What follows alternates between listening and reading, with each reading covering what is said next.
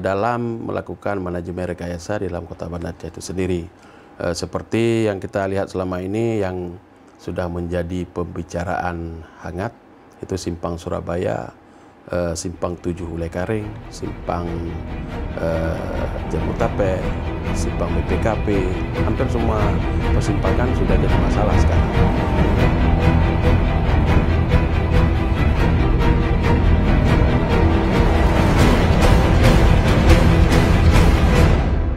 Assalamualaikum warahmatullahi wabarakatuh. Halo pemirsa PTM, apa kabar Anda untuk hari ini? Bagaimana, tetap semangat? Bagaimana puasanya di bulan Ramadan yang lalu? Penuh, full, atau mungkin ada sedikit-sedikit bolong? Ya, tentunya kita kembali lagi ya di program PTM kita untuk hari ini di edisi ke-70 tahun keempat untuk hari ini di edisi Kamis 18 April 2024. Dan suasana lebaran juga masih terasa tentunya di studio PTM dan tentunya juga di rumah Anda. Dan tapi kita masih membahas kira-kira apa saja yang terjadi khususnya di Kota Banda Aceh. Isu-isu yang menarik Kota Banda Aceh, dan untuk hari ini kita membahas tentang transportasi, tentang yang berhubungan dengan Dinas Perhubungan atau tentang kemacetan juga di Kota Banda Aceh. Nah, kira-kira ini masalahnya di mana akan dijawab dengan narasumber kita sesuai dengan tema kita untuk hari ini pemirsa, yaitu sistem dan layanan transportasi di Kota Banda Aceh pada Lebaran Idul Fitri 2024. Dan di studio telah hadir narasumber kita, Bapak Bukhari Sufi SOS MSI yang juga merupakan PLT Kadis Perhubungan Kota Banda Aceh. Assalamualaikum Pak. Waalaikumsalam. Apa kabar nih Pak? Kabar baik. Selamat Lebaran ya Pak. Ya. Tetap semangat Pak ya. Semangat. Dan tentunya pemirsa, kita akan membahas bagaimana sistem dan layanan transportasi atau permasalahan-permasalahan seputar transportasi atau seputar perhubungan yang ada di Kota Banda Aceh. Dan khususnya buat Anda warga Kota Banda Aceh, mungkin salah satu yang menjadi permasalahan adalah kemacetan. Mau tidak mau, sistem perkotaan juga sudah berubah. Banda Aceh yang juga merupakan ibu kota provinsi dan ya sudah mau menuju metropolitan mungkin, dan ternyata kemacetan juga semakin, ya bisa dikatakan semakin membuat kita juga semakin bosan atau mungkin bingung ya untuk menyelesaikannya ini. Dan termasuk juga di Lebaran kemarin atau di akhir-akhir puasa ada budaya kita, yaitu budaya pulang kampung atau mudik. Dan sebenarnya bagaimana budaya itu atau bagaimana sistem atau mungkin juga bagaimana cara yang ada di Kota Banda Aceh untuk menyelesaikan permasalahan arus mudik pada Idul Fitri di tahun 2024 ini. Kita mulai saja Pak. Baik. Bagaimana nih Pak mudik kemarin untuk angkutan Lebaran di Kota Banda Aceh ini, apakah cukup menggembirakan atau ada masalah-masalah ini seperti apa nih Pak? Baik, angkutan Lebaran di Kota Banda Aceh sebagaimana kita lihat terjadi kepadatan di H-4, -3 dan puncaknya di H-2. Jadi kami di H-7 sudah menyiapkan posko Lebaran di Terminal L300 Lumbata. Itu bekerjasama dengan pihak kepolisian, dalam hal ini Salantas Polresta, kemudian ada Jasa Harja. Pelayanan angkutan Lebaran di Terminal Lumbata, kita juga melakukan ramcek untuk menjamin keselamatan kepada penumpang yang menggunakan kendaraan pada saat mudik. Jadi angkutan umum yang mau dioperasikan pada saat mudik itu dilakukan pemeriksaan-pemeriksaan, diantaranya pemeriksaan sistem kemudi, sistem remnya, kemudian lampu-lampunya, jadi roda-rodanya. Jadi semua itu kita periksa sehingga kendaraan tersebut bisa dioperasikan dengan layak jalan gitu. Kemudian para kru daripada kendaraan tersebut juga dilakukan cek urin, ada pihak dari BNN, Dinas Kesehatan juga terlibat di situ. Jadi untuk menjamin pelayanan kepada masyarakat, Dinas Perhubungan Kota Banda Aceh benar-benar ikut campur dan memperhatikan, termasuk tarif angkutannya jangan dimainkan di situ. Ada perjanjian, ada penekanan kepada pihak Organda untuk tahun ini tarif angkutan Lebaran tidak boleh dinaikkan di atas batas atas. Jadi kalau yang lalu-lalu ada setelah 25%, untuk tahun ini kita tidak berlakukan untuk menekan inflasi. Jadi itu. Baik.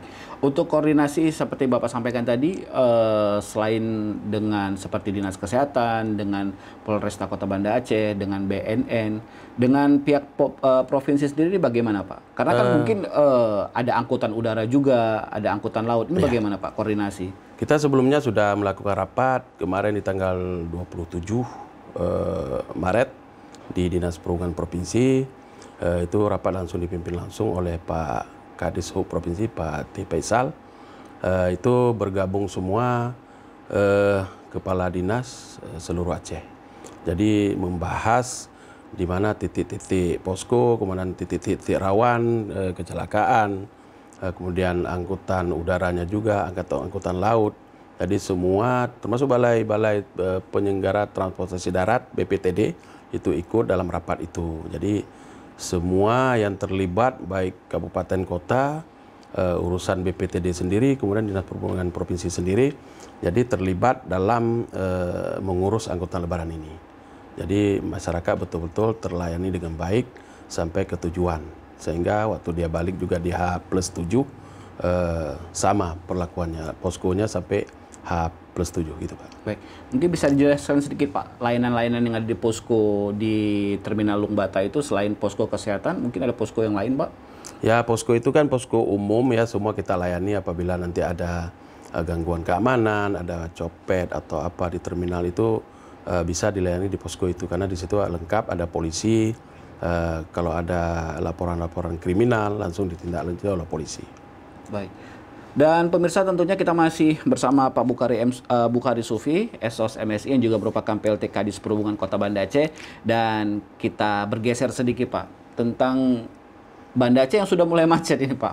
Bahwa dulu berbeda dengan sekarang, semakin hari di beberapa titik khususnya di jam pulang kantor atau jam pergi kantor itu cukup banyak sekali titik kemacetan. Nah, kira-kira ada rencana atau ada metode apa Pak untuk menyelesaikan masalah ini? Ya, Kota Banda Aceh memang bukan kota Bantai aja, Banda Aceh aja, hampir semua kota di Indonesia yang kota ibu kota provinsi itu rata-rata sudah mengalami kemacetan, dan kita sudah menuju ke kemacetan kalau kita lihat sekarang. Jadi ada upaya-upaya dari kami, Dinas Perhubungan Kota Banda Aceh bekerjasama dengan pihak kepolisian dalam melakukan manajemen rekayasa di dalam Kota Banda Aceh itu sendiri. Seperti yang kita lihat selama ini yang sudah menjadi pembicaraan hangat, itu Simpang Surabaya, Simpang 7 Hulekaring, Simpang Jambu Tape, Simpang BPKP, hampir semua persimpangan sudah jadi masalah sekarang. Kenapa? Kalau kita melihat Banda Aceh ini kota tujuan baik di siang hari maupun malam hari, terutama warga Aceh Besar sendiri.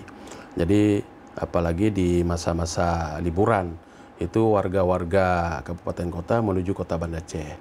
Jadi langkah-langkah yang kita siapkan, kita tahun ini sudah mengusulkan anggaran di pemerintah Kota Banda Aceh untuk menata satu simpang, yaitu Simpang Surabaya. Jadi Simpang Surabaya itu pasca pembangunan flyover, ternyata kemacetan juga belum terselesaikan. Ada rekayasa baru atau seperti apa nih Pak? Kita akan lakukan rekayasa baru nanti di arah jembatan Surabaya yang ke kiri Jalan Tengku Imam Lungbata, itu kita melakukan rekayasa. Kita lakukan satu lajur ke kiri khusus, jadi tidak bercampur lagi yang mau belok ke kiri dengan yang antrian di lampu merah. Jadi kalau yang antrian lampu merah itu kita pisahkan, yang ke kiri langsung, nanti di kaki simpang yang arah dari Terminal Batoh, nanti juga kita buat ke kiri langsung dengan kita perlebar satu lajur. Kemudian yang arah kota menuju ke Jambu Tape, nanti juga kita geser sedikit pedagang-pedagang yang ada di situ, kita tata ulang sehingga parkir tidak menjorok ke tengah jalan. Jadi membuat jalan sempit, karena memang tren daripada masyarakat Banda Aceh hari ini suka parkir sembarangan. Jadi kita menghimbau juga kepada masyarakat agar mematuhi segala rambu-rambu lalu lintas agar kota kita tidak terjebak dengan kemacetan gitu. Jadi memang masalah terbesar saat ini kalau kita berbicara masalah parkir, apakah karena ketiadaan lahan atau sistem yang selama ini perlu ditingkatkan atau perlu dirubah? Ini bagaimana, Pak? Kalau Seperti kita misalnya Simpang Surabaya di pusat jajanan itu kan memang Ya. ya oke ada permasalahan dengan masyarakat gitu Ya. yang parkir sembarangan. Ya. Nah, ini bagaimana, Pak?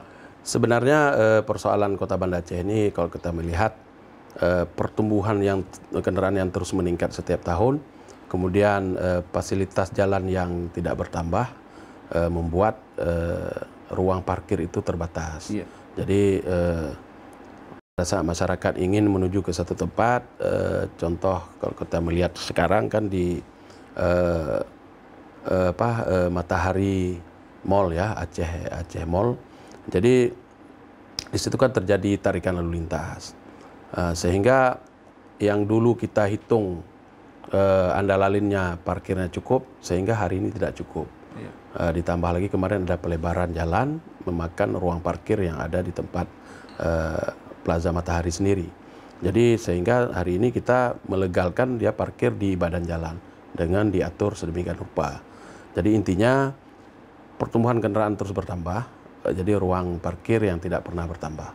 Kita lihat di Kota Banda Aceh sendiri dan Aceh Besar, tidak ada penambahan jalan setelah tsunami. Malah masyarakat yang dari luar Aceh, yang dulu tinggal di Aceh, balik ke Aceh lagi, Iya. masih hafal jalan-jalannya. Tidak ada yang berubah. Jadi itu mungkin fenomena yang terjadi di Kota Banda Aceh. Kalau kita lihat dari data Samsat, kendaraan Kota Banda Aceh 320.000. Iya, terdiri dari roda 2 dan roda 4. Ditambah lagi dengan Aceh Besar.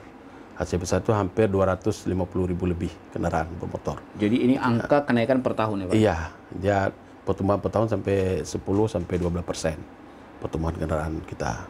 Iya. Jadi itu. Nah, untuk jalan di Ponorogo sendiri, Pak, ini bagaimana? Apakah ada rencana perubahan skema? Untuk jalan di Ponorogo, kita ketahui selama ini Pemko Banda Aceh sudah melakukan langkah-langkah penertiban pedagang. Jadi pedagang selama ini kita tidak diskriminasi terhadap pedagang, tapi pedagang itu sendiri yang memakai fungsi jalan untuk berdagang. Jadi langkah yang diambil pemerintah kota mengembalikan fungsi jalan, bukan mengusir pedagang sebenarnya. Iya. Jadi setelah itu dipindahkan, kita mengarahkan ke Terminal Kedah. Karena selama ini Terminal Kedah juga tidak berfungsi untuk sebagai terminal angkot. Jadi setelah itu digeser, jadi ruang parkir bisa kembali ke posisi semula. Jadi ruang parkir itu yang dipakai oleh pedagang bisa dipakai untuk parkir. Jadi otomatis kemacetan bisa kita urai gitu kan di jalan di Ponorogo itu. Baik. Untuk ini sendiri, Pak, apakah itu menjadi wilayah Pemko untuk Masjid Raya yang khususnya di dekat halte Transkota Raja itu menjadi wilayah Pemko atau provinsi, Pak? Sebenarnya kalau bicara parkir di badan jalan itu semua wilayah Pemko. Oke. Jadi yang wilayah Masjid Raya itu kan mereka di basement. Kalau di seputaran itu memang ada yang kita tata seperti yang sebelah selatan Masjid Raya itu kita tidak benarkan yang sebelah pagar untuk parkir. Tapi yang sebelah utara itu kita bolehkan parkir kembali. Kemarin kita udah bersihkan dan jalan itu udah kita pitching kembali yang berlubang, tiang-tiang yang dipasang itu sudah kita bongkar. Karena pada pelaksanaan hari-hari kita lihat juga terjadi parkir liar. Ya. Jadi langkah baiknya kita kelola kembali dengan resmi gitu. Baik. Termasuk jalan Profesor Majid Ibrahim ini, Pak. Kalau Ya. di jam sekolah juga akan ada peningkatan atau ada rekayasa-rekayasa baru, Pak? Mungkin di sub ada rencana-rencana? Kalau di Profesor Majid Ibrahim itu memang macet ya pada jam-jam sibuk ya. Nanti mungkin kami akan melihat kembali sistem kajiannya yang selama ini kita berlakukan satu arah yang dari sebelah Pasar Aceh ya. Mungkin nanti kita kaji kembali karena kita melihat memberlakukan sistem satu arah ini menghitung mana kaki simpang yang lebih padat gitu. Tentu tidak mudah secepat itu juga, Pak. Tidak semudah yang kita bayangkan untuk membalikkan sistem lalu lintas itu. Jadi kita harus ada hitungan-hitungannya. Gitu. Baik. Jadi kalau Anda khususnya masyarakat Kota Banda Aceh, mungkin Anda bisa lebih bersabar lah, percayakan ya Pak ya kepada Dishub Kota Banda Aceh untuk menyelesaikan ini. Dan kita kembali lagi nih Pak, tadi bahwa sistem perparkiran sudah selesai kita bahas bahwa memang ternyata perlu kajian-kajian lagi Pak ya. Nah kembali ke permasalahan transportasi di Kota Banda Aceh. Bagaimana dengan Terminal Kedah ini Pak? Ya, Terminal Kedah untuk angkutan kota itu apa menjadi memang karena budaya sudah berubah Pak ya, jadi masyarakat mungkin tidak lagi menggunakan angkutan kota atau labi-labi. Nah ini bagaimana rencana ke depan mungkin dialihfungsikan mungkin Pak? Itu untuk Terminal Kedah sendiri banyak yang termasuk dulu setelah tsunami katanya ada investor yang dari Malaysia ingin membangun mall, kemudian di bawahnya juga terminal masih berfungsi, tapi ternyata pada kenyataannya sampai saat ini itu tidak terrealisasi kan. Kemudian untuk Terminal Kedah sendiri selama ini kita sudah mengalihkan para pedagang liar ini yang tidak punya tempat, kita alihkan ke Terminal Kedah. Di samping fungsi terminal masih kita pakai walaupun sangat terbatas karena angkutan labi-labi ini istilahnya di Aceh labi-labi kalau di tempat angkot ya.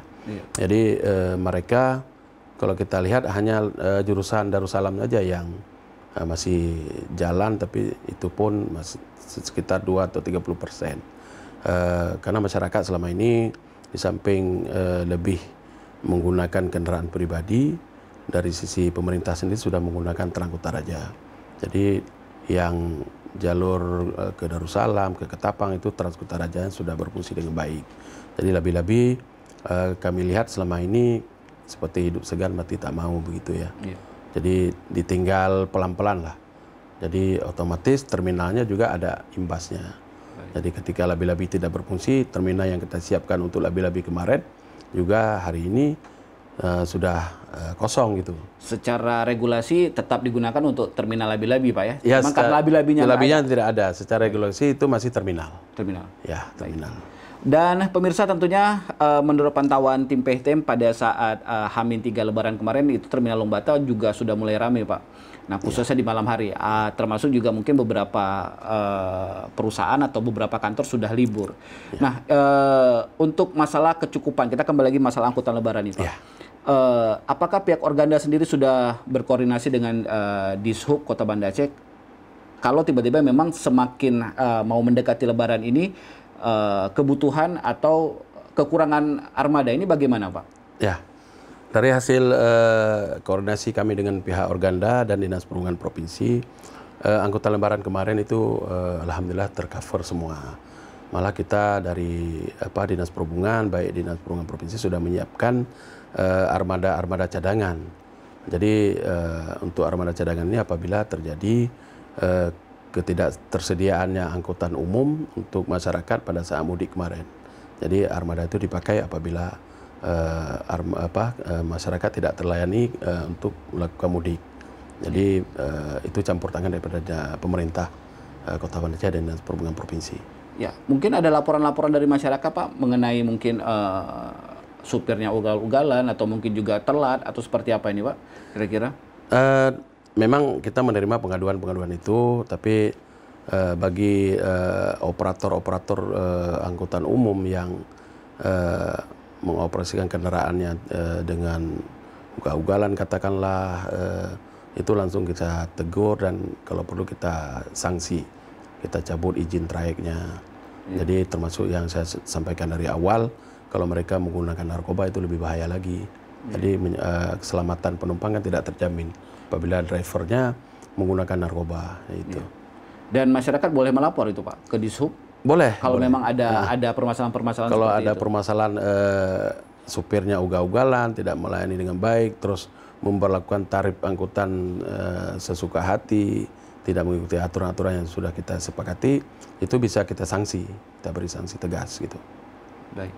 Untuk Pemko Banda Aceh, di Sub Pemko Banda Aceh nggak ada mengatur tentang angkutan laut ya Pak? Kita tidak mengatur tentang angkutan laut itu secara aturan. Memang dulu Pelabuhan Ulele itu kita yang kelola. Setelah keluarnya undang-undang tentang kepelabuhanan, jadi pelabuhan itu di bawah pemerintah provinsi. Jadi kita tidak punya kewenangan lagi di situ. Namun petugas kita untuk mengurai kemacetan dalam kota menjelang Lebaran kemarin itu ada titik-titik persimpangan yang kita tempatkan mereka. Jadi kerjasama antara Dinas Perhubungan Kota Banda Aceh dan Dinas Perhubungan Provinsi, baik Dirlantas Polda, kemudian Satlantas Polresta itu terjalin dengan baik. Itu. Jadi memang koordinasi sudah berjalan cukup baik, Pak, ya. Ya. Dan tentunya Anda juga merasa nyaman dalam perjalanan mudik kemarin, dan semoga nanti ketika mungkin Anda masih di kampung halaman dan ketika Anda mau pulang lagi ke Kota Banda Aceh atau mungkin sekitar Aceh Besar, Anda bisa mendapatkan pelayanan yang terbaik dari angkutan jasa, Pak, ya. Ya. Dari operator kendaraan umum ini. Baik, pemirsa, tentunya Anda masih tetap bersama kami, PHTim, dan kalaupun memang Anda mempunyai saran atau mungkin juga komentar, silakan saja komentar di kolom komentar di bawah ini, dan mungkin Anda mempunyai pertanyaan, nanti mungkin bisa dijawab juga. Dan Pak, ini menarik sekali, Pak, bahwa yang ditakuti masyarakat adalah ongkos. Nah, memang saat ini di Aceh mungkin tidak ada yang viral atau tidak ada, bukan masalah berarti untuk tarif atau mungkin juga ongkos di transportasi ini, Pak, di moda jalur darat ini. Nah, sebenarnya aturan ini bagaimana, Pak? Apakah memang sampai harus ketika ada kenaikan operatornya dikenai sanksi atau seperti apa sebenarnya, Pak? Karena mungkin masyarakat juga takut sebenarnya, oh ini ya wajar lah, tapi namanya bisnis juga ada untung dan rugi. Ini sebenarnya regulasinya bagaimana sebenarnya, Pak? Tentang ongkos memang sudah ada aturannya di moda transportasi, ya, baik udara, laut, dan darat. Itu ada batas bawah dan batas atas. Jadi kemarin kita sepakati dengan Organda sendiri, Ketua Organda Provinsi Pak Ramli sudah menyampaikan mereka setuju dengan ongkos batas atas ketika nanti terjadi di H-3, 4, dan 2 gitu ya. Jadi tidak boleh melebihi dari batas atas. Kalau yang lalu mungkin ada tuslah 25% di atas batas atas ketika terjadi lonjakan penumpang yang cukup tinggi. Jadi tahun ini kita sepakati itu tidak ada. Karena untuk menekan angka inflasi yang terjadi di Kota Banda Aceh, di Aceh dan Indonesia sendiri gitu. Untuk penanganan jalur darat L300 atau mobil penumpang untuk wilayah barat itu tanggung jawab Pemko atau yang di Batoh, Pak? Nah, itu terminal Batoh itu adanya di bawah Balai Pengelola Transportasi Darat, Kementerian Perhubungan. Jadi untuk L300 yang pantai barat itu di bawah, sama dengan bus akap itu juga sama, operatornya ada di terminal Batoh di bawah BPTD. Baik. Ya. Tapi secara aturan sama ya. Jadi buat Anda pemirsa tentunya nggak usah bingung. Oh, karena ini terminal Batoh aturannya beda. Ya. Di Lombata aturan beda. Tapi sama secara keseluruhan aturan sama kalau ada permasalahan-permasalahan. Ya, secara keseluruhan mungkin hampir seluruh Indonesia sama. Ini amanah dari Menteri Perhubungan untuk keselamatan, juga pelayanan, ongkos, macam-macam itu diatur satu aturan. Gitu. Baik. Terakhir, Pak, harapan Bapak atau saran Bapak kepada pemirsa PHTim, silakan, Pak, untuk mungkin untuk bisa tertib dalam menggunakan kendaraan umum atau mungkin juga parkir, ini bagaimana, Pak? Yang menjadi tanggung jawab Bapak sebagai PLT Kadis Perhubungan Kota Banda Aceh, Pak. Ya. Saya berharap kepada masyarakat untuk angkutan umum sendiri ya yang menggunakan jasa untuk mudik agar memakai kendaraan yang resmi umum ya. Karena kendaraan umum ini sudah dijamin keselamatan dan setiap 6 bulan sekali kendaraan ini diuji berkala di uji unit pengujian kendaraan bermotor Kota Banda Aceh yang ada di Terminal Batoh. Jadi kendaraan itu setiap 6 bulan itu diuji untuk keselamatan. Di samping itu sendiri pada saat diberangkatkan kendaraan ini sudah diramcek atau diperiksa ulang oleh petugas yang punya kompetensi. Mulai dari sistem kemudi, sistem rem, sistem lampu-lampu, kemudian roda-roda itu diperiksa semua agar kenyamanan daripada masyarakat itu sendiri. Makanya kita mengimbau kepada masyarakat memakailah kendaraan umum yang resmi yang ada di terminal-terminal dalam Kota Banda Aceh. Kemudian untuk pengguna jalan di Kota Banda Aceh umumnya agar mematuhi rambu-rambu lalu lintas yang telah dipasang, agar tidak parkir sembarangan karena ruang parkir kita yang sangat-sangat terbatas, kendaraan terus bertambah. Parkirlah kendaraan itu pada tempatnya. Kemudian untuk di persimpangan ada traffic light, kami mengimbau kepada masyarakat agar tidak menerobos lampu merah. Karena pada saat kita mau coba-coba atau sudah kita lakukan merobos lampu merah, ternyata di kaki simpang lain sudah hijau. Jadi terjadi kecelakaan di situ. Sering tabrakan yang tidak kita harapkan. Jadi itu himbauan daripada kami kepada masyarakat Kota Banda Aceh, ya. Baik. Kalau pemirsa ketika kemarin berangkat mudik ada yang perlu dilaporkan, mungkin ada kenaikan secara sepihak atau mungkin juga seperti yang saya sampaikan tadi ada ugal-ugalan. Nah, itu bisa melapor kemana itu, Pak? Itu bisa langsung ke saya, nomor handphone saya 081168 440 atau langsung ke pihak terminal sendiri di loket-loket. Di sana juga ada kantor pelayanan, ada posko angkutan lebaran. Jadi langsung bisa dilaporkan ada kecurangan-kecurangan atau kenaikan tarif, kami langsung mengambil tindakan tegas itu. Untuk pelayanan parkir, Pak?